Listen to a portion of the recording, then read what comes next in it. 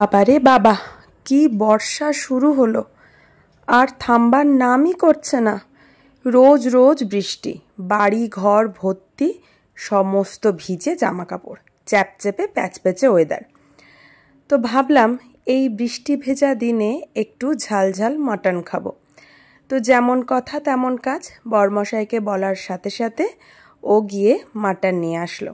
তেমন মাটন আমরা খাই না, তবে মাঝে মাঝে হলে কিন্তু মন্দ হয় না। সেই যে পয়লা বৈশাখে রান্না করেছিলাম, তারপর আমার শাশুড়ি মা রান্না করেছিল জামাই ষষ্ঠীতে, আর আমাদের মাটন খাওয়া হয়নি। আমরা মাংস খাই ঠিকই, কিন্তু কয়লার মাটন আমাদের খুব একটা হয় না। তো যাই হোক, এই বর্ষার দিনে একটু ঝালঝাল মাটন খাবো আবদার করলাম, বরমশাই না এনে পারে।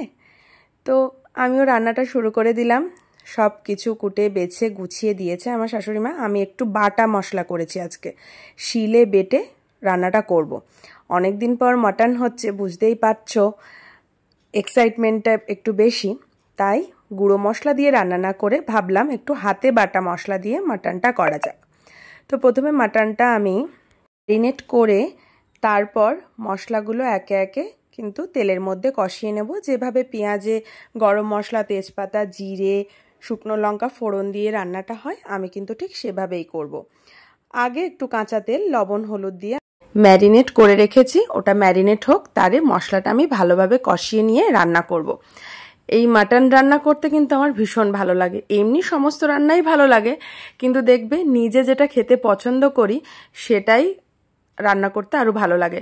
তবে এটা একটা সত্যি কথা যে আমি চিকেনটা একটু বেশি ভালো খাই, মাটন একবার খাওয়ার পরে আর খেতে পারি না।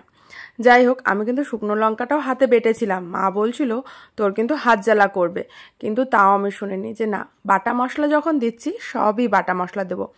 হলুদটা কিন্তু বাটিনি, ওটা যেন বলো না। আর এই বর্ষার দিনে বারবার যাচ্ছে কারেন্ট অফ হয়ে, একটু যে লাইট জ্বালিয়ে ভালো ক্যামেরা করব তার উপায় নেই। তো যাই হোক, ফোনের ফ্ল্যাশ জ্বালিয়ে কিন্তু ভালোই রান্না হচ্ছে। দেখতে কেমন হচ্ছে বলো তো? আস্তে আস্তে কিন্তু মাংসটা দিয়ে কষছি আর গন্ধ ছাড়ছে। না, রান্নার কিছুই বুঝতাম না। কোনো অনুষ্ঠান বাড়ি গেলে বাবা মায়েরা যখন খেয়ে বলতো যে এই রান্নাটা একটু লবণ কম, বা এটা একটু বেশি ভালো হয়েছে, কি এটা একটু মিষ্টি হতো, এরকম যখন বলতো আমি না বুঝতাম না। বা নিজের বাড়িতেও যখন বলতো এই রান্নাটা এটা এরকম হবে ওরকম হবে, আমি বুঝতাম না। আমার শুধু মনে হতো কি কি বলছে, ভালো রান্না মানে কি, খারাপ রান্না মানে কি, রান্না আবার খারাপ হয় নাকি, যেমন খেতে তেমনই তো হয়। কিন্তু এখন বুঝি। আমি কিন্তু সবটা খুব চেষ্টা দিয়ে শিখেছি। মানে বলে না, আগ্রহ থাকলে সব কিছু পারা যায়। সত্যি আমার খুব আগ্রহ ছিল, রান্নাটা আমি সত্যি খুব মন দিয়ে করি। আর সব থেকে বেশি ভালোবাসি কাউকে রান্না করে খাওয়াতে। তারা যখন তৃপ্তি করে খায় তখনই বোঝা যায়। তো কিন্তু আলুগুলো আজকে আমি লাল লাল করে কড়া করে ভেজে নিয়েছি। মাংসটা কিন্তু আমার ফুটে উঠে একদম হয়ে গেছে। এবার ধিমে আঁচে একটু ফুটিয়ে নিচ্ছি হালকা করে। দেখে কেমন লাগছে বলো তো? আমি যে কেন এডিট করতে বসেছি বুঝতেই পারছি না।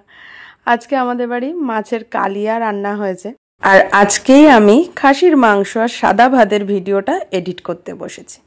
বলো কেমন লাগে? থাক, কি আর করা যাবে। তো আমার এই ব্লগের মতন করে রেসিপি দেখানো বা শর্টস ভিডিও আপলোড করা, এগুলো তোমাদের কেমন লাগে অবশ্যই তোমরা কিন্তু একটু জানিও। আমি তেমনভাবে কোনো রেসপন্স পাই না, তবু আমি চেষ্টা করছি। জানি না কবে তোমাদের রেসপন্স পাবো, কোনটা তোমাদের ভালো লাগবে, কোনটা খারাপ লাগবে, তোমরা আমাকে জানাবে, সেইভাবে আমি ভিডিও আপলোড করার চেষ্টা করব।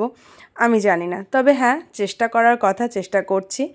আমার দাদা এগুলোর পিছনে আছে, মানে ও আমাকে খুবই সাহস দেয়, খুব ইন্সপায়ার করে যে না, তুই ভিডিও কর, ভিডিও আপলোড কর, তুই করতে থাক ভিডিও আপলোড, তারপর দেখা যাবে। তো আমি সেখান থেকেই কিন্তু মনের জোরটা পাই।